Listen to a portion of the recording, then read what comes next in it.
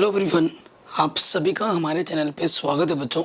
तो आज के इस वीडियो में हम क्लास 10th की जो विज्ञान है ना, चैप्टर नंबर 4, उसका जो एनसीईआरटी के जितने भी क्वेश्चन है बॉक्स के अंदर और अभ्यास के अंदर, उस सब में आपको समझाते हुए कराऊंगा। प्लीज़ समझना भी और कॉपी में लिखना भी, ठीक है। एंड चैप्टर का नाम क्या है? कार्बन एवं उसके यौगिक। इसका एनसीईआरटी पूरा जो कॉन्सेप्ट है वो पहले ही करा रखा है। ये इसका एनसीईआरटी सॉल्यूशन और इसके बाद इसके इंपॉर्टेंट क्वेश्चंस भी आपको मिल जाएंगे, जिसकी लिंक्स मैं डाल दूंगा डिस्क्रिप्शन पे। तो बिना किसी देरी के स्टार्ट करते हैं बच्चों। ये सब जो है ना बेटा, डिटेल में ये जो संरचना बनाना वो मैंने आधे घंटे की या 1 घंटे की वीडियो में सिखा रखा है। अगर आपको डाउट आता है तो वो जाके देख सकते हैं। प्रश्न है, हर साल आता है, 2 नंबर में आता है। कह रहे हैं CO2 सूत्र वाले कार्बन डाइऑक्साइड की इलेक्ट्रॉनिक बिंदु संरचना। अगर आपको पूरा डिटेल में वीडियो देखना है ना, आप ये लिख देना इलेक्ट्रॉनिक बिंदु संरचना बाई मैथमेटिक एनालिसिस, तो आपको वीडियो मिल जाएगी ऊपर, ठीक है। तो क्या होता है बेटा, कार्बन का परमाणु क्रमांक होता है 6। पहले 2 आ सकते हैं, 2 इलेक्ट्रॉन बचे कितने? 4। 6 है ना, पहले में 2, फिर यहाँ से 4 हो गया, तो बाहरी कक्षक में 4 बचा। फिर ऑक्सीजन का होता है परमाणु क्रमांक 8, तो पहले कक्षक में 2 आएगा, बाहर बचा 6, ठीक है। तो अब ये जब विन्यास बनाएगा ना, तो हमें बस बाहरी कक्षक से मतलब होता है, अष्टक पूरे करते हैं। ये अष्टक मतलब बाहरी कक्षक में 8 हो जाए। तो देखो, ऑक्सीजन हमारे पास 1 है और कार्बन हमारे पास 2 है, तो ऑक्सीजन की दोनों तरफ 2 1 कार्बन आ गया। ये उसका बाहरी कक्षक हम ले रहे हैं, ठीक है। सो कार्बन की बाहरी कक्षक में कितने? 4, 1 2 3 4, 1 2 3 4, 1 2 3 4 5 6, ठीक है। तो कार्बन को मैंने क्रॉस से दर्शाया है, तो ऑक्सीजन को मैंने बिंदु से दर्शाया है, ठीक है। 4 और 2 6। अब अष्टक पूरे करने हैं इसको, ठीक है। तो क्या करेगा? 2 की साझेदारी करेगा। इसके पास कितने बाहर? इसके पास 4 बाहर है, तो ये इसको 2 दे देगा, इसको ये 2 दे देगा। तो इसके पास 6 थे, ठीक है। यहाँ से 2 लिया उसने, कितने हो गए? 8 हो गए। अब इसके पास कितना था? 4 था, यहाँ से 2 लिया, इसके 6 हो गए। फिर वही काम ये भी करेगा, ठीक है। तो देखो, इसके पास कितने हैं? 4 हैं, यहाँ से 2 लिया, तो साझेदारी करके इसके अष्टक पूर्ण हो जाएंगे। तो ये हमारी संरचना होगी कुछ इस तरीके से, ठीक। अष्टक पूरा करने होते हैं।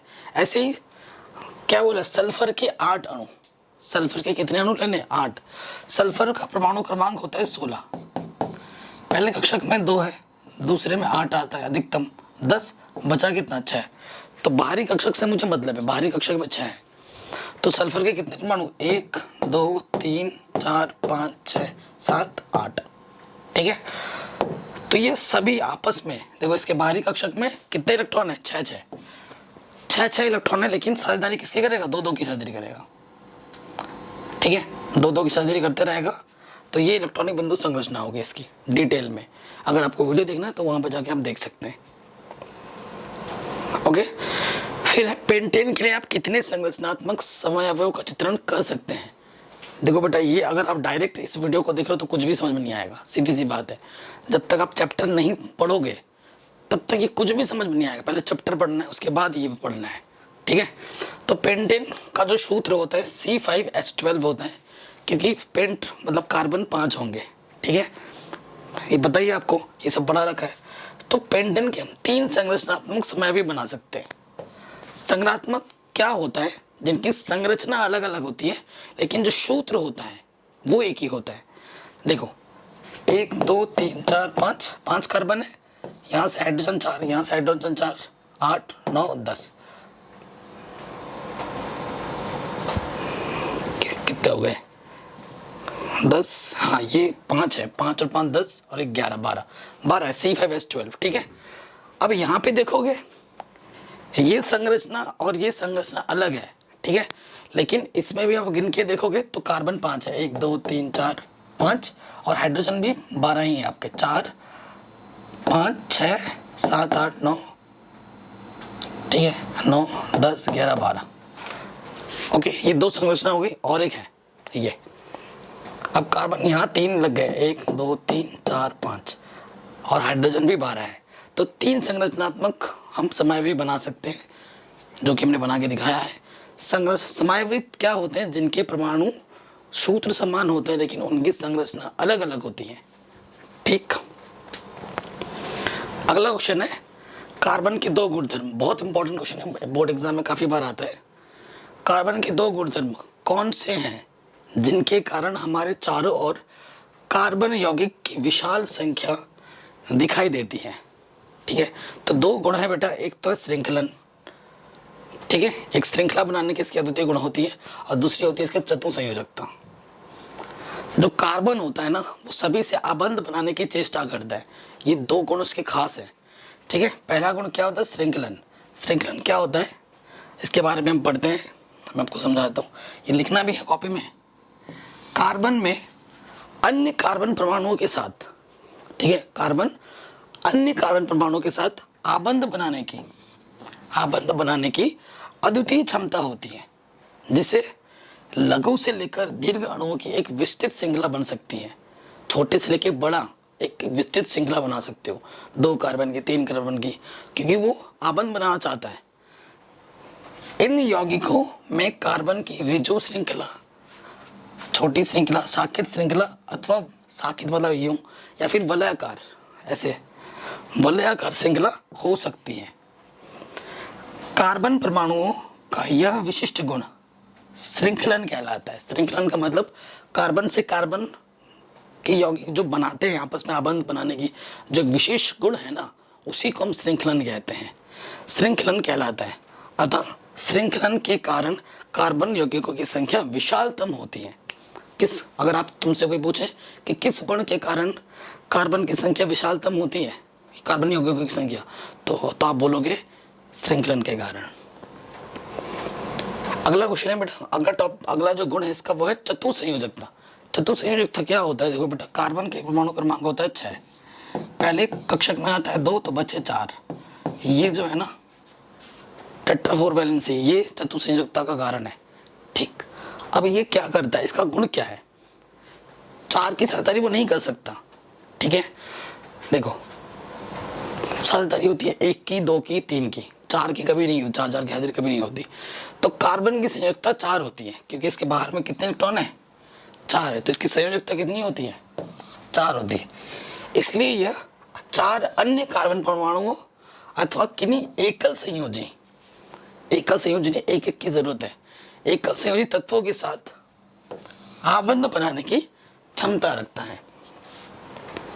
इसके परिणाम स्वरूप कार्बन यौगिकों की विशाल संख्या का निर्माण होता है। इसे क्या कहते हैं? कार्बन की चतुः संयोजकता कहते हैं। ठीक है, जैसे मैं बात करूं CH4, ठीक, कार्बन 1 है, हाइड्रोजन 4 है। ठीक, तो कार्बन के बाहरी कक्ष में कितना आता है? 4, 1 2 3 4, और हाइड्रोजन का परमाणु क्रमांक 1 होता है तो 1 ही होता है बाहर। अब ये क्या करेगा? एक की साझेदारी कर सकता, एकल संयोजी बोला था। हाइड्रोजन क्या करेगा? ये इसको एक दे भी रहा है, एक ले भी रहा है, एक दे भी रहा है, एक ले भी रहा है, एक दे भी रहा है, एक ले भी रहा है। तो 4 थे कार्बन के पास, यहाँ से एक लिया, 5 6 7 8। ठीक है, इसके अष्टक पूरे हो गए। साथ ही साथ हाइड्रोजन हमेशा क्या कोशिश करता है कि मैं हीलियम बन जाऊं, क्योंकि सबसे छोटा ऐसा तत्व, जो सबसे छोटा तत्व जिसके बाहरी कक्ष में 2 इलेक्ट्रॉन होते हैं, मतलब वो तो हीलियम है और उसका एक ही कक्षक होता है और उसके कक्षक में 2 इलेक्ट्रॉन होते हैं। तो हाइड्रोजन हमेशा कोशिश करता है कि मैं हीलियम बन जाऊं, मेरे पास एक है, मुझे और एक मिल जाए तो मैं निष्क्रिय हो जाऊं, मुझे काम वाम करना ना पड़े। ठीक है, तो ये इसका अष्टक बोर्ड, हाइड्रोजन को बस एक चाहिए होता है। साइक्लोपेंटेन, ठीक है, साइक्लोपेंटेन का क्या होता है? C5H10। तो ये सूत्र होता है, ये चित्र आप बना लीजिए, 1 2 3 4 5। ठीक है, सो इसको मैं प्रॉपर बना के दिखा सकता हूँ, 1 2 3 4 5। एक हर कार्बन के पीछे 2 हाइड्रोजन लगाओ। ठीक है, फिर साझेदारी करके दिखा दो। साझेदारी करते ही वलय बन गया पूरा, है ना? तो छोटा बनाते हैं, एक खिचड़ी पक जाती है ना? इतना सारा बनाते हुए खिचड़ी पक जाती है पूरी। देखो बेटा, यहाँ देखो कार्बन के बाहर कितने होते हैं, 4 होते हैं, 1 2 3 4, 2 3 4, 2 3 4, 1 2 3 4। ठीक है, अब हाइड्रोजन का एक एक होता है, एक एक बना लो।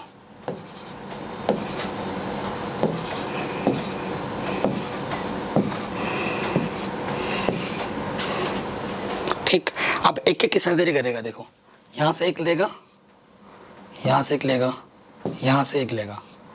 अब देखना तुम, यहाँ से भी एक लेगा, यहाँ से एक लेगा और यहाँ से एक लेगा। देखो अब यहाँ तक मैं तुम्हें बता रहा हूँ क्या हुआ। 4 था इसके पास, इसने एक लिया 5, इसने एक दिया 6, इसने भी एक दिया इसको 7 और इसने भी इसको एक दिया 8। इसके स्टेप पूरे हो गए। यही चीज़ ये करेगा, यहाँ से बचा ये कर जाएगा, ये ठीक है, ये चीज़ हो जाएगी और ये चीज़ एक इलेक्ट्रॉन यहाँ से भी करेगा, यहाँ से करेगा, यहाँ से करेगा। एक हाइड्रोजन कम हो रहा है क्या? ठीक है, ऐसे बना देगा। देखो एक हाइड्रोजन का जा रहा है, एक कार्बन का जा रहा है, एक एक की सर्जरी करेगा, कुल मिला के एक पूरा वलय बन जाएगा इस तरीके से। अगला क्वेश्चन है, निम्न यौगिकों की संरचनाएं चित्रित कीजिए। एथेनोइक अम्ल, ब्रोमोपेंटेन, ब्यूटेनोन, हेक्सेनल। तो देखो बेटा मेन कॉन्सेप्ट क्या है, इसके लिए मैंने वीडियो बनाया। इसके लिए आप यहाँ से डायरेक्ट कुछ भी नहीं समझ पाओगे, ये नामांकन पद्धति है। अगर आपको नामांकन अच्छे से आता है तो ये चित्र भी बना लोगे। इसके लिए बेटा आपको पहले डिटेल में आपको मैंने जो चैप्टर पढ़ा रखा है ना बेटा वो देखना। और मैंने सोचा है कि एक नया वीडियो बनाने वाला हूँ इसी चैप्टर के लिए। ठीक है, डिटेल में फिर से नया वीडियो एकदम डिटेल में समझाऊंगा। यहाँ तो आपको फिर दिक्कत हो जाएगी। ठीक है, सो पहला एथेनोइक अम्ल, ओइक अम्ल। ठीक है, और जो हमारे जो ग्रुप होते हैं, समूह होते हैं, उनके बारे में जानना चाहिए। क्या कौन सा पूर्व लग्न है, कौन सा अनुलग्न है। ठीक है, एथेन पे कितने कार्बन होते हैं, प्रोपेन पे कितने होते हैं, ब्यूट पे कितने होते हैं, पेंटेन पे कितने होते हैं, हेक्सेन पे कितने कार्बन होते हैं। ये सब बेसिक चीज़ें जब जानकारी होंगी तभी हम कर पाएंगे। फिलहाल एथेनोइक का मतलब होता है 2 कार्बन, 2 कार्बन। ठीक है, और ओइक अम्ल, ये देखो ओइक अम्ल बोला डबल बॉन्ड O, यहाँ से OH। ठीक, नेक्स्ट ब्रोमोपेंटेन। ठीक है बेटा, ब्रोमोपेंटेन का मतलब पेंटेन मतलब 5 कार्बन, 1 2 3 4 5। एन बोला है तो सारे सिंगल बॉन्ड आएंगे, सारे सिंगल बॉन्ड होंगे। ठीक है, ये सारे सिंगल बॉन्ड है। और ब्रोमो बोला है ना, ब्रोमो पूर्व अनुलग्न होता है, सॉरी पूर्व लग्न होता है, नाम से पहले लगता है। तो यहाँ से एक हाइड्रोजन को हटाकर, हाइड्रोजन यहाँ होता था, इसको इसने हटाकर ब्रोम Br ने उसका स्थान ले लिया, ब्रोमीन ने उसका स्थान ले लिया। तो ये हो गया आपका ब्रोमोपेंटेन। ब्रोमोपेंटेन के लिए हम संरचनात्मक समय भी बनाना संभव है, जैसे हमने देखा था ना उधर, क्योंकि ये सारे सिंगल बॉन्ड में, तो इसका संरचनात्मक समय भी बना सकते हैं हम। ठीक है, तो यहाँ आ जाएगा हाँ ब्यूटेनोन। ठीक है, ब्यूटनोन।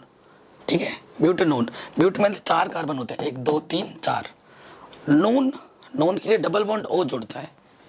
देखो यहाँ पर डबल बॉन्ड है तो यहाँ से बॉन्ड हट गया है। ठीक है, तो मैं जब चैप्टर पढ़ाऊंगा ना मज़ेदार तरीके से पढ़ाऊंगा, टेंशन मत लो। ये तो NCERT सॉल्यूशन अगर आपने पहले वाले वीडियो दिखाएं तो ये आपको आता होगा। और सपोज करो अगर बाय द वे कोई दिक्कत रह जाती है तो इसके बाद वो जो वीडियो बना हूँ कल परसों में, उसको ज़रूर देख लेना। उसके बाद फिर इसको देखना दोबारा, तब कोई दिक्कत ही नहीं रहेगी। ठीक है, हेक्सेनल। ठीक है, हेक्सेनल का क्या होता है, हेक्स मतलब 6 कार्बन आएंगे। देखो 5 और ये 1 6 हो गया हेक्सेनल। और CHO, HO। ठीक है, एल्डिहाइड ग्रुप बोलते हैं इसको, एल्डिहाइड ग्रुप। तो ऐसे आता है CHO, इस तरीके से लगाते हैं। कितने हैं कार्बन, 1 2 3 4 5। इसके लिए तो बेटा कोई दिक्कत ही नहीं है। ठीक है, ये चीज़ हो गई। और CHO के लिए CH डबल बॉन्ड O, ये होता है एल्डिहाइड ग्रुप। तो ये होता है हेक्सेनल। यही क्वेश्चन एग्जाम में आ जाते हैं एनसीईआरटी के। ये जो क्वेश्चन है बहुत इंपॉर्टेंट है और यही बार बार एग्जाम में भी आ जाते हैं, बोर्ड एग्जाम में। अगला है, निम्न यौगिकों का नामकरण कैसे करेंगे। ठीक है, नामकरण करना है। तो देखो बेटा, ये कितने कार्बन है इसमें, 1 2, ठीक है, इसमें 2 कार्बन है और Br लगा है। तो Br क्या होता है, पूर्वलग्न होता है, ब्रोमो, नाम से पहले लगता है। ठीक है, कितने कार्बन है, 1 2, 2 कार्बन है, एथ लगेगा। ठीक है, एथ लगेगा, सारे सिंगल बॉन्ड है, नाम के बाद एन लगेगा। तो ये जोड़ो सबको, तो ये क्या बन जाएगा, ब्रोमो एथेन। ये क्या बन जाएगा, ब्रोमो एथेन। ठीक, फिर देखो इसमें कितने कार्बन है। ठीक है, यहाँ पर CHO ग्रुप दिख रहा है, एल्डिहाइड ग्रुप है, अल नाम के बाद में अल लगता है, 1 कार्बन है, मेथ। ठीक है, और यहाँ CHO ग्रुप पे डबल बॉन्ड लगा पड़ा है इसके साथ, तो अल जुड़ेगा। तो ये क्या हो जाएगा, क्या बोलते हैं इसको, अनुलग्न है, तो मेथेनल हो जाएगा। ठीक है, इसमें कितने कार्बन है, 1 2 3 4 5 6, 6 कार्बन के लिए क्या लगता है बेटा, हेक्स। और ट्रिपल बॉन्ड दिख रहा है आपको, तो क्या लगता है ट्रिपल बॉन्ड के लिए, आइन। तो ये क्या हो जाएगा, हेक्साइन।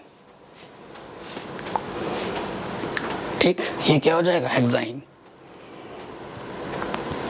अगला क्वेश्चन है, एथेनॉल से एथेनोइक अम्ल में परिवर्तन को ऑक्सीकरण अभिक्रिया क्यों कहते हैं। ऑक्सीकरण अभिक्रिया क्या होती है, जिसमें ऑक्सीजन का योग होता है। तो देखो बेटा, किसी यौगिक द्वारा ऑक्सीजन से संयोग करने की अभिक्रिया को ऑक्सीकरण अभिक्रिया कहते हैं। ये डेफिनेशन मैंने पहले बता दी एग्जामिनर को कि भैया ऑक्सीकरण होती क्या है, मैंने तुम्हें बता दिया है। अब क्वेश्चन पे आ जाऊँ, एथेनॉल से एथेनोइक अम्ल में परिवर्तन को ऑक्सीकरण क्यों कहते हैं। डेफिनेशन क्या कहती है, ऑक्सीजन का जब योग होता है तब ऑक्सीकरण कहते हैं। तो उसमें भी ऑक्सीजन का योग होता होगा, तभी कह रहे हैं उसको।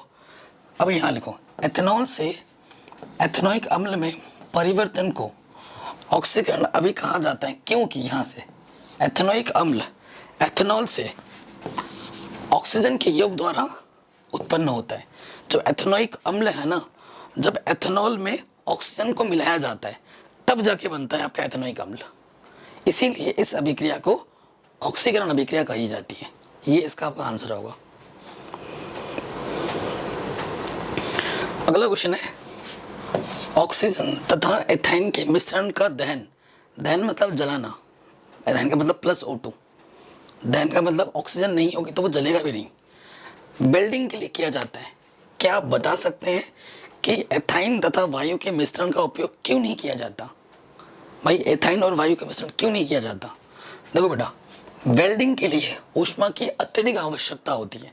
कभी कभी देखा होगा ना, दुकानों में मिस्त्री लोग यूं करते हैं, इतना ज़्यादा हीट ऊष्मा निकलती है कि वो आँखों को ढक लेते हैं, ठीक है, चश्मा लगाकर, इसीलिए क्योंकि बहुत ज़्यादा ऊष्मा निकलती है, आँखों में न चली जाए। अत्यधिक मात्रा की आवश्यकता होती है। यदि वायु तथा एथाइन का मिश्रण जलाया जाए तो पूर्ण दहन हेतु तो ऑक्सीजन की उपलब्धता अपर्याप्त होती है। ठीक है, अगर उन दोनों चीज़ों को लेके हम जलाएं तो देखो, पूर्ण दहन होने के लिए ना जितनी ऑक्सीजन की मात्रा हमें चाहिए होती है उतनी मिल नहीं पाती, और उतनी मिल नहीं पाएगी तो जो पर्याप्त मात्रा में ऊष्मा हमें चाहिए होगा वो नहीं हो पाएगा, और इस वजह से फिर वेल्डिंग अच्छे से नहीं हो पाएगी। तो वही है, जिससे ऊष्मा की कम मात्रा का उत्पादन होगा, ऊष्मा उतनी नहीं बनेगी। परंतु जब ऑक्सीजन तथा एथाइन का मिश्रण जलाया जाता है तो पूर्ण दहन होता है तथा वेल्डिंग प्रक्रम में पर्याप्त ऊष्मा का उत्पादन होता है, तभी इसका ऐसा उपयोग किया जाता है और उसका नहीं किया जाता। ये इसका आंसर हो जाएगा। ठीक, मेन चीजें बेटा समझना, समझ गए तो आप अपने आंसर को बना के भी लिख सकते हो। अगला क्वेश्चन है, प्रयोग द्वारा आप अल्कोहल एवं कार्बोक्सिलिक अम्ल में कैसे अंतर कर सकते हैं। ठीक है, तो पहला प्रयोग है, परीक्षण का नाम लिखना है। ये अल्कोहल है और ये कार्बोक्सिलिक अम्ल है। सबसे पहला परीक्षण हम लेंगे लिटमस परीक्षण। ठीक है, अगर अल्कोहल है तो क्या होगा लिटमस परीक्षण में, लिटमस विलेन के रंग में कोई परिवर्तन नहीं होगा। अगर तुम्हारे पास अल्कोहल है और तुम लिटमस परीक्षण कर रहे हो तो रंग में कोई परिवर्तन नहीं होगा। कार्बोक्सिलिक अम्ल में क्या होगा, नीला लिटमस लाल हो जाएगा। ठीक है, नीला लेटवस क्या हो जाएगा, लाल हो जाएगा, क्योंकि वो अम्ल है। ठीक है, फिर अगर सोडियम बाइकार्बोनेट परीक्षण हम करते हैं तो अगर अल्कोहल है तो उसमें तीव्र बुदबुदाहट नहीं होती है, लेकिन कार्बोक्सिलिक अम्ल में CO2 निकलने के कारण इसमें तीव्र बुदबुदाहट ज़्यादा मात्रा में करेगा। इसमें हो सकता है कम करे लेकिन ज़्यादा नहीं करेगा। अब क्या है, सोडियम धातु परीक्षण, अगर अल्कोहल में सोडियम धातु परीक्षण किया जाए तो क्या होगा, बुदबुदाहट के साथ हाइड्रोजन गैस बाहर निकलती है। ठीक है, और कार्बोक्सिलिक अम्ल में हाइड्रोजन गैस उत्पन्न होती है परंतु बुदबुदाहट नहीं होती। इसमें बुदबुदाहट होती है, उसमें नहीं होती। आक्सीकारक क्या है, एग्जाम में आ सकता है। वे रासायनिक पदार्थ जो स्वयं अपचयित हो जाते हैं, ये क्वेश्चन पिछले साल बोर्ड एग्जाम में आया था 1 नंबर या 2 नंबर में। वे रासायनिक पदार्थ जो स्वयं अपचयित हो जाते हैं होकर दूसरे को अक्सीकृत करते हैं, अक्सीकारक कहलाते हैं। स्वयं अपचयित हो रहे हैं लेकिन दूसरे वाले को उपचयित कर रहे हैं। जैसे उदाहरण K-MnO4, K2Cr2O7, ये अक्सीकारकों के तो उदाहरण है। एग्जाम में आता है अक्सीकारक किसे कहते हैं, 2 उदाहरण दीजिए, तो ये लिखना है और ये 2 उदाहरण देने हैं। अगला क्वेश्चन है, क्या आप डिटर्जेंट उपयोग कर बता सकते हैं कोई जल कठोर है अथवा नहीं? तो मैं बोलूँगा नहीं बता सकते, क्योंकि डिटर्जेंट दोनों प्रकार के जल के साथ झाग देता है। ठीक है, डिटर्जेंट जो होता है ना, तुम जो वो आप क्या बोलते हैं, नदी नाले का पानी वो ले लोगे और घर के टंकी का पानी ले लोगे, दोनों में डिटर्जेंट घोल दो, दोनों में झाग दे देगा। तो नहीं बता सकते डिटर्जेंट के उपयोग द्वारा। ठीक, अगला क्वेश्चन है, लोग विभिन्न प्रकार के कपड़े धोते हैं। सामान्यतः साबुन लगाने के बाद कपड़े को पत्थर पर पटकते हैं, यूँ देखा होगा ना, यूँ पटकते हैं, डंडे से पीटते हैं, ब्रश से रगड़ते हैं, वॉशिंग मशीन में कपड़े रगड़े जाते हैं। कपड़ा साफ करने के लिए उसे रगड़ने की क्या आवश्यकता क्यों पड़ती है? ये तो नहीं, आप ऐसा नहीं करते ना, जैसे डिटर्जेंट मिलाया पानी में और कपड़ा डाला नीचे और फिर उठा लिया, ऐसा कभी करते हैं? कभी नहीं करते हैं। हम डाल के फिर डिटर्जेंट से यूं घिसते हैं। घिसने से जब डिटर्जेंट में डालते हैं मिशेल का निर्माण होता है।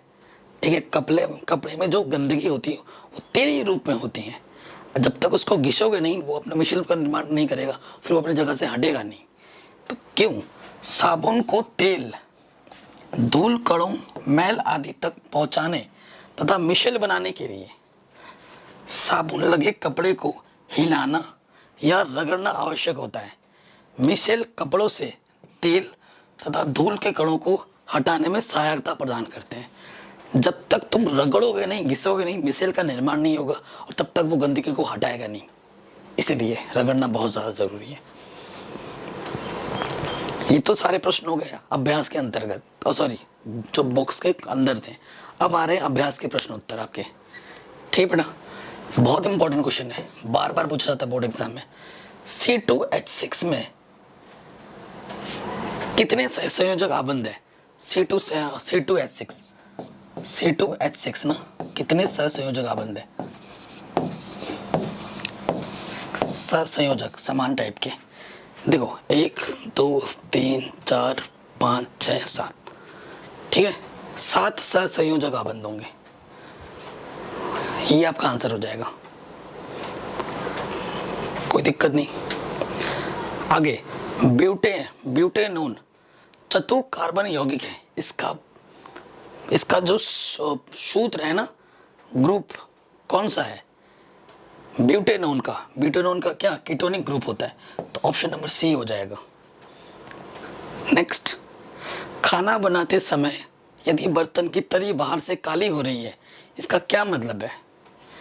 काली हो रही है यानी कि ईंधन पूरी तरीके से जल नहीं रहा है, ईंधन पूरी तरह से नहीं जल रहा है, तभी वो काला हो रहा है। जब हम लकड़ी से खाना बनाते हैं तो हमारे बर्तन काले होते हैं, लकड़ी पूरी तरह जलती नहीं है, ठीक है, इसी वजह से काली पड़ती है। लेकिन जब हम गैस में खाना बनाते हैं तो हमारा काला नहीं होता क्योंकि वो पूरा जलता है। अगला क्वेश्चन है, CH3Cl में आबंध निर्माण का उपयोग कर सहसंयोजक की आबंध की प्रकृति बताइए। देखो बेटा, CH3Cl है, एक एक बंद की साझेदारी करेगा। अगर मैं बना के दिखाऊं कार्बन का 2,4 बाहर में 4 होते हैं, क्लोरीन का 17 होता है ना। तो 2, 8, 7 बाहर में 7 होता है और हाइड्रोजन का बाहर 1 होता है, तो 1 ही होता है। बाहरी कक्षक से मतलब है, बना के दिखा रहा हूँ मैं पूरा। कार्बन 1 है, क्लोरीन 1 है, हाइड्रोजन 3 है। बाहरी कक्षक से मतलब है मुझे बाहरी कक्षक। क्लोरीन के बाहर कितने हैं? 7, 1, 2, 3, 4, 5, 6, 7। और कार्बन के बाहर कितने हैं? 4, 1, 2, 3, 4। हाइड्रोजन का 1। सबको अलग प्रतीक से दिखाना है। कार्बन क्लोरीन को बस 1 चाहिए, तो यहाँ से 1 की साझेदारी करेगा, अष्टक पूरे हो गए। ठीक, यहाँ से भी 1 ले लेगा, 5 हो गया, 6 हो गया, 7 हो गया, 8 हो गया। सबके अष्टक पूरे हो गए। कार्बन का अष्टक पूरा हो गया, क्लोरीन का अष्टक पूरा हो गया, हाइड्रोजन हीलियम बन गया। ठीक है, तो सबने 1-1 की साझेदारी की, तो कितने सहसंयोजक बनते हैं? 4। सहसंयोजक प्रकृति कैसी है? 1-1 की साझेदारी की सबने, तो एकल सहसंयोजक है। ये आपका आंसर आ जाएगा। इलेक्ट्रॉनिक बिंदु संरचना बनाना है इन सभी का, जैसे क्वेश्चन में हमने बना रहे थे ना, इन सब का इलेक्ट्रॉनिक बिंदु संरचना बनाना है। तो ये टॉपिक बहुत इंपॉर्टेंट है, इससे क्वेश्चन आते ही आते हैं। इलेक्ट्रॉनिक बिंदु संरचना बनाने के लिए भी आएगा, कम से कम 1 नंबर में तो आएगा ही आएगा, 1 या फिर 2 नंबर में। और नामांकन भी ज़रूर आएगा यहाँ से 2 नंबर या 3 नंबर में। ठीक है, तो सबसे पहले एथेनोइक अम्ल, ये होता है सूत्र एथेनोइक अम्ल का। ठीक, एथेनोइक अम्ल 2 कार्बन ओइक अम्ल, ये ठीक। इसका मतलब क्या हुआ? ये जो 2 डबल बॉन्ड है, 2 की साझेदारी हो रही है। ठीक है, सो देखो ये बनाया, थोड़ा सा मिटाते हैं। देखो कितने कार्बन है? 2। तो ये चित्र इसका बन गया। ओके, तो अभी बनाने के लिए इसे आप उतार लीजिए, है ना, क्योंकि जगह नहीं है। इस टॉपिक को मैंने ऑलरेडी करा रखा है, आप देख सकते हैं, नीचे मिल जाएगा, मैंने पहले ही बोला है। या फिर अभी जो वीडियो आने वाली है नेक्स्ट बेटा, उसमें मैं डिटेल में बताऊंगा। अभी फिलहाल एनसीईआरटी सॉल्यूशन के तौर पे उतार लीजिए। अगर आता है वीडियो देख रखा है तो अच्छी बात है, वरना मैं आगे समझा दूंगा। इनको उतार लेना बेटा, हाँ, स्क्रीनशॉट लेके। ठीक, इन सब को मैंने ऑलरेडी वीडियो में बना रखा है। अगर आप लिखोगे ना इलेक्ट्रॉनिक बिंदु संरचना मैथमेटिक्स, तो आधे से 1 घंटे की एक वीडियो मिल जाएगी। ये सारे क्वेश्चन मैंने वहाँ करा रखे हैं, और नई वीडियो जो भी बनाने वाला हूँ आजकल मैं, वहाँ पर मैं इन सबको भी करा दूंगा पूरे चैप्टर में। अगला प्रश्न है, बहुत इंपॉर्टेंट, बोर्ड एग्जाम में आता है। समजातीय श्रेणी क्या है, उदाहरण के साथ समझाइए। देखो 2011 में पूछा गया क्वेश्चन है समजातीय। ठीक है, समजातीय क्या होती है? समजातीय श्रेणी यौगिकों का एक समूह अथवा परिवार है जिनमें एक ही क्रियात्मक समूह विद्यमान होता है, एक ही प्रकार का क्रियात्मक समूह विद्यमान होता है, परंतु श्रृंखला की लंबाइयाँ भिन्न भिन्न होती हैं। ठीक, अतः इन यौगिकों के रासायनिक गुण समान, भौतिक गुण भिन्न भिन्न होते हैं। ठीक है, और 2 क्रमागत समजातों के आणविक सूत्रों में 1 कार्बन और 2 हाइड्रोजन परमाणु का अंतर होता है हमेशा, यानी कि CH2 का अंतर होता है हमेशा। ये होता है सजातीय श्रेणी। आपको पूरा इतना लिखना है, तभी आपको पूरे नंबर मिलेंगे। उदाहरण जैसे एल्केन हो गया, एल्कीन हो गया, एल्काइन हो गया, आप देख सकते हो, जैसे मीथेन, एथेन, प्रोपेन, ब्यूटेन, इन सब के बीच में CH2 का अंतर है। देखो 1 कार्बन है, 4 हाइड्रोजन है, यहाँ पर 2 कार्बन है, 6 हाइड्रोजन है। इससे 1 कार्बन ज़्यादा है, इससे 2 हाइड्रोजन ज़्यादा है। यहाँ पे C3H8 हो गया, इसमें 1 कार्बन ज़्यादा है, 2 हाइड्रोजन ज़्यादा है इसकी तुलना में। फिर इधर जाओगे, 1 कार्बन बढ़ गया, 2 हाइड्रोजन और बढ़ गए, ब्यूटेन हो गया। ऐसे चलता रहेगा। तो किसी भी परिवार में जब जाओगे तो हमेशा जब एक के बाद एक जाओगे तो उनमें जो अंतर होगा CH2 का होगा, 1 कार्बन और 2 हाइड्रोजन का होगा। ये भी हो गया। नेक्स्ट क्वेश्चन में आते हैं, भौतिक एवं रासायनिक गुणधर्मों के आधार पर एथेनॉल एवं एथेनोइक अम्ल में कैसे अंतर करेंगे। ठीक है, भौतिक गुणों के आधार पर। रासायनिक गुणों के आधार पर नहीं। और उधर लिख दिया मैंने एथेनॉइक, भौतिक गुण जो हम खुली आंखों से देख सकते हैं उसे हम भौतिक बोलते हैं। यह एक उदासीन पदार्थ है जिसका लिटमस पत्र पर कोई प्रभाव नहीं पड़ता। एथेनॉल का लिटमस पत्र पर कोई प्रभाव नहीं पड़ता।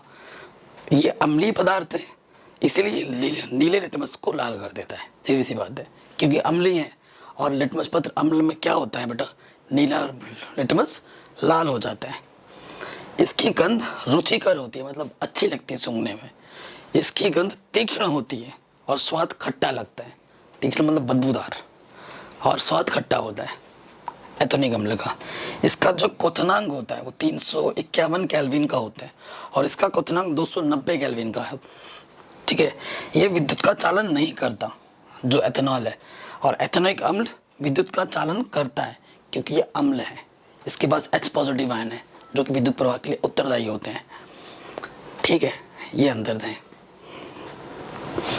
ठीक, इसमें क्या होता है एथेनॉल में, इसमें सोडियम बाइकार्बोनेट मिलाने पर CO2 गैस नहीं निकलती, जबकि इसमें CO2 गैस निकलती है। ठीक, ये अंतर हो गया। इसमें सोडियम धातु डालने पर हाइड्रोजन गैस बुदबुदाहट के साथ निकलती है। ठीक है, जब सोडियम धातु डालोगे इसमें हाइड्रोजन गैस बुदबुदाहट के साथ निकलेगी, और इसमें सोडियम धातु डालने पर हाइड्रोजन गैस बुदबुदाहट के साथ नहीं निकलती। ये आपके भौतिक अंतर हो जाएंगे। आशा करता हूँ इनको आपने लिख लिया होगा। कहाँ चला गया, उधर। अगला है, जब साबुन को जल में डाला जाता है तो मिश्रित का निर्माण क्यों होता है? क्या एथेनॉल जैसे दूसरे विलायकों में भी मिश्रित का निर्माण होगा? देखो, इसका आंसर क्या है। साबुन जो होता है ना बेटा, साबुन दीर्घ श्रृंखला के कार्बोक्सिलिक अम्लों के सोडियम अथवा पोटेशियम लवणों का एक अणु होता है। साबुन क्या होता है? साबुन दीर्घ श्रृंखला के कार्बोक्सिलिक अम्ल और सोडियम अथवा पोटेशियम लवण का एक अणु होता है। साबुन का जो आयनिक सिरा ना जल में विलय अर्थात जल के साथ स्नेह होता है, उसका जल स्नेही होता है, जबकि कार्बन श्रृंखला जल में अविलय अर्थात जल विरोधी होता है। जब साबुन जल की सतह पर होता है, साबुन जब जल की सतह पर होता है ना, तो साबुन की जल विरोधी पुच्छ जल में विलय नहीं होती। ठीक है, साबुन में दो तरह की चीजें, एक विलय भी और एक अविलय भी।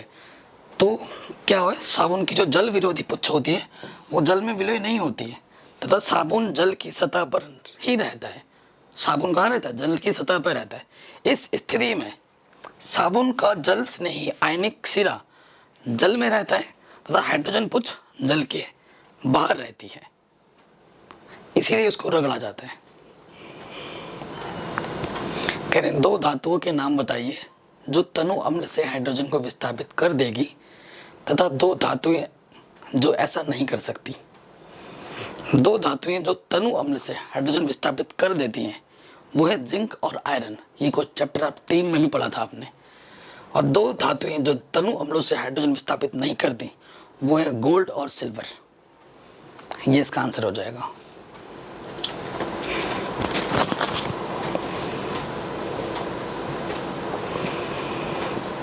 अगला क्वेश्चन है, कार्बन एवं उसके यौगिकों का उपयोग अधिकतर अनुप्रयोगों में ईंधन के रूप में क्यों किया जाता है? ठीक है, तो इसके बहुत सारे गुण हैं, इसी वजह से किया जाता है। पहला गुण क्या है? ये स्वच्छ ईंधन होते हैं, ये धुआं उत्पन्न भी नहीं करते, इन्हें जलाने से कोई अवशेष नहीं बचता।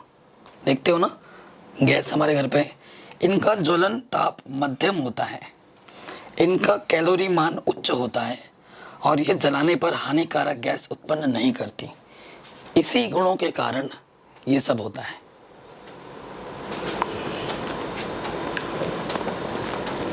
कठोर जल को साबुन से उपचारित करने पर झाग के निर्माण को समझाइए। देखो, जो जल की कठोरता होती है ना, कैल्शियम और मैग्नीशियम लवणों की उपस्थिति के कारण होती है। ठीक है, जल जो कठोरपन होता है ना वो किसके कारण होती है? कैल्शियम तथा मैग्नीशियम लवणों के कारण होती है। अब जल का कठोरापन का मतलब बच्चे समझ रहे होंगे सर पत्थर की तरह कठोर तो होता है क्या? ऐसा नहीं है, मैं आपको समझा रहा हूँ। कठोर जल और नॉर्मल जल में क्या अंतर है? जिस जल में गंदगी होगी ना वो कठोर जल की कैटेगरी में है। तुम नदी से पानी लेके आओगे ना, जैसे तालाब है तो कठोर जल हुआ, और तुम्हारे घर से जो नल से टंकी से जो पानी आ रहा है वो अशुद्ध जल कह सकते हैं उसको हम, ठीक है। जब कठोर जल साबुन से अभिक्रमित होता है, ठीक है, कठोर जल साबुन से क्रिया करता है तो साबुन कैल्शियम तथा मैग्नीशियम लवणों के साथ अभिक्रिया करके अम्लीय पदार्थ बनाते हैं। ये अम्लीय पदार्थ जल में झाग की परत बनाते हैं, ठीक। यदि आप लिटमस पत्र लाल एवं नीला से साबुन की जांच करें तो आपका परीक्षण क्या होगा, ठीक। देखो साबुन जो होता है वो कैसा होता है बेटा, क्षारीय प्रकृति का होता है, ठीक है, और लाल लिटमस पत्र को नीला कर देता है, ठीक है। तो जब लिटमस पत्र लाओगे क्योंकि क्षारीय है तो ये लाल लिटमस पत्र को क्या कर देगा, नीला कर देगा, और नीले लिटमस पत्र को ये क्या कर देगा, नीले लिटमस पत्र पर कोई प्रभाव नहीं रहेगा तथा नीले लिटमस पत्र पर इसका कोई प्रभाव नहीं रहेगा, ठीक। नीला लिटमस पत्र अगर लाल होता है तो वो अम्ल है, तो ये तो इस पर परिवर्तन नहीं होगा क्योंकि साबुन क्या है, क्षारीय है, तो इस पर कोई परिवर्तन नहीं करेगा, तो नीला लिटमस पत्र नीला ही रहेगा। अगला कारण है हाइड्रोजनीकरण क्या है, बहुत इंपॉर्टेंट क्वेश्चन है, बोर्ड एग्जाम में आता है, ठीक है। इसका औद्योगिक अनुप्रयोग क्या है, घी बनाने के लिए किया जाता है इसका उपयोग। तो किसी असंतृप्त हाइड्रोकार्बन, संतृप्त और असंतृप्त हाइड्रोकार्बन क्या होते हैं, संतृप्त हाइड्रोकार्बन जिसमें सिर्फ एकल बंध होता है, असंतृप्त हाइड्रोकार्बन जिसमें द्विबंध और त्रिबंध दोनों पाए जाते हैं उसे हम असंतृप्त हाइड्रोकार्बन कहते हैं। किसी असंतृप्त हाइड्रोकार्बन के द्वि अथवा त्रिबंध के दोनों ओर हाइड्रोजन का जब योग कराते हैं, ठीक है, दोनों हाइड्रोजन का जब योग कराते हैं तो उसे हम क्या कहते हैं, हाइड्रोजनीकरण कहते हैं। जैसे ये मेरा एथीन है, ये मेरा क्या है, एथीन है, यहाँ मैंने हाइड्रोजन का योग कर दिया, निकल की उपस्थिति में 473 केल्विन ताप पर गर्म करना पड़ता है तब जाके आपको एथेन मिलता है। तो ये अभिक्रिया किसकी है, हाइड्रोजनीकरण है। हाइड्रोजनीकरण करने के लिए किस की उपस्थिति अनिवार्य है, निकल की उपस्थिति। कितने ताप की आवश्यकता होती है, 473 केल्विन। यहाँ से एमसीक्यूज भी बन सकते हैं। और औद्योगिक स्तर पर वनस्पति घी बनाने में किया जाता है, जो वनस्पति घी होता है ना उसमें बनाने के लिए हाइड्रोजनीकरण अभिक्रिया का उपयोग किया जाता है बड़े स्तर पर, ठीक है। इस चीज़ को भी आप लिख सकते हैं कॉपी में जो ये लिखा हुआ है। वनस्पति तेल जैसे मूंगफली का तेल, बिनौले का तेल, ठीक है, इनमें द्विबंध होते हैं। निकिल उत्प्रेरक की उपस्थिति में हाइड्रोजनीकरण पर ये वनस्पति घी दे देते हैं। पहले वनस्पति तेल लेते हैं, उसमें हाइड्रोजन मिलाते हैं, निकल की उपस्थिति में इतने ताप पर गर्म करते हैं, आपको वनस्पति घी मिल जाता है। अगला है दिए गए हाइड्रोकार्बन CH कितने संकलन अभिक्रिया होती है, ठीक है। संकलन अभिक्रिया किन में होती है, तो ये कुछ अजीब है। C3H6 और C2H6 में संकलन अभिक्रिया होती है। मक्खन एवं खाना बनाने वाले तेल के बीच रासायनिक अंतर समझाने के लिए एक परीक्षण बताइए। मक्खन और खाने बनाने वाले तेल, खाना बनाने वाला तेल भी देखा होगा आपने और मक्खन भी देखा होगा आपने, है ना, उनमें क्या अंतर है। देखो मक्खन एवं खाना बनाने वाले तेल के बीच में रासायनिक रूप से अंतर स्पष्ट करने के लिए इन दोनों को निकिल उत्प्रेरक की उपस्थिति में हाइड्रोजन गैस के साथ अभिक्रमित करते हैं। फिर क्या होगा, देखो अगर खाना बनाने वाला तेल है और उसमें हाइड्रोजन मिला दोगे निकिल की उपस्थिति में और उसे गर्म कर दोगे तो वनस्पति घी बन जाएगा। लेकिन मक्खन में ऐसा करोगे तो वो ऐसा नहीं होगा। तो ये अंतर है, ठीक। साबुन की सफाई प्रक्रिया की क्रियाविधि को समझाइए, ठीक है। तो ये जो क्रियाविधि, इससे पहले भी इस पर आधारित क्वेश्चन मैंने एक बता दिया था, दोबारा से समझा देता हूँ। देखो कपड़ों में जो गंदगी, हम कपड़े पहनते हैं तो कॉलर में सबसे ज़्यादा गंदा होता है, तो कपड़ों में जो गंदगी होती है वो तेलीय अवस्था में होती है ना। देखोगे तो उसमें तेल तिलापन रहता है और थोड़ी सी हल्का की चमक भी रहती है ना। सामान्य तेलीय पदार्थ के रूप में अवशोषित रहती है। इसे जल से नहीं हटाया जा सकता क्योंकि यह तेलीय गंदगी जल के साथ भली भांति मिश्रित नहीं होती, परंतु जब एक गंदे कपड़े को साबुन के घोल में डाला जाता है तो गंदगी तथा चिकनाई स्वयं ही साबुन के अणु के हाइड्रोकार्बन घटक से जुड़ जाती है। ठीक, साबुन का आयनिक शिरा COONA जो जल के अणुओं से जुड़ा रहता है, हाइड्रोकार्बन घटक को गंदगी के साथ कपड़े की सतह से दूर धकेल देता है, तो और कपड़ा फिर क्या हो जाता है, साफ हो जाता है। तो ये साबुन की सफाई करने की विधि है। ठीक है, ये क्वेश्चन बहुत इंपॉर्टेंट है और एग्जाम में आता है। तो इस वीडियो में मैंने NCERT के सारे क्वेश्चंस करा दिए हैं, और अगर एक आध टॉपिक आपसे समझ में नहीं आया है तो वो समझ में तभी आएगा जब आपने चैप्टर पूरा पढ़ रखा होगा। ठीक है, सो वो ज़्यादा ज़रूरी है, और ये चैप्टर थोड़ा इम्पॉर्टेंट भी है। अगर आपके बेसिक्स नहीं पता है तो कुछ नामांकन है, अनुसंरचना, यहाँ पे दिक्कत हो जाएगी आपको। बाकी चीज़ें तो समझ भी लोगे, याद कर लोगे, लेकिन उसे याद नहीं कर सकते, नामांकन या फिर अनुसंरचना, उसको तो समझना पड़ेगा। ठीक है बच्चों, तो वो चीज़ ज़्यादा ज़रूरी है, उसको पहले देखिए। नहीं पता है तो इसके बाद में एक वीडियो फिर से बनाने वाला हूँ इसी चैप्टर का डिटेल में, तो उसको ज़रूर देख लेना। ठीक, वीडियो कैसी लगी ज़रूर बताएं। चैनल पे नए हो तो बेटा सब्सक्राइब करके अपना प्यारा सपोर्ट ज़रूर दें। जय हिंद, मिलते हैं आपसे नए वीडियो में।